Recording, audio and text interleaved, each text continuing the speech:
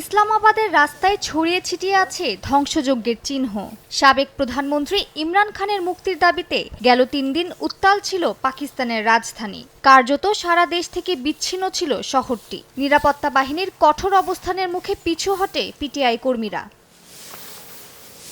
বুধবার চলমান আন্দোলনে সাময়িক স্থগিতের ঘোষণা দিয়েছে পিটিআই। এক বিজ্ঞপ্তিতে দলটি জানায়, ইমরান খানের নির্দেশনা অনুযায়ী ভবিষ্যতের কর্মসূচি ঘোষণা করা হবে। যদিও সঠিক নির্দেশনার অভাবে আন্দোলন মাঝপথে বন্ধ করতে হয়েছে বলে অভিযোগ করেন পিটিআইয়ের এক নেতা। তার দাবি, দলের শীর্ষস্থানীয় নেতারা সময়মতো সঠিক সিদ্ধান্ত নিতে ব্যর্থ হয়েছে।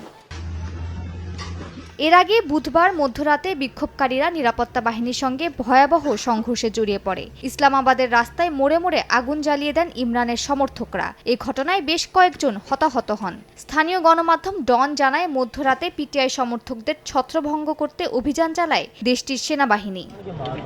ইসলামাবাদের ডিচক থেকে বিক্ষোভকারীদের হটিয়ে পুরোপুরি নিয়ন্ত্রণে নেয়ার দাবি করে সরকার। তোপের মুখে পড়ে ইমরান খানের স্ত্রী বুশরা বিবি পালিয়ে গেছে বলেও উপহাস করেন মন্ত্রীরা। তবে পিটিআই সমর্থকদের দাবি, ইচ্ছাকৃতভাবে ভুয়া খবর ছড়াচ্ছে সরকার। বুশরা বিবি খাইবার পাখতুনখোয়ায় সুরক্ষিত আছেন বলে নিশ্চিত করেছেন পিটিআইয়ের মুখপাত্র।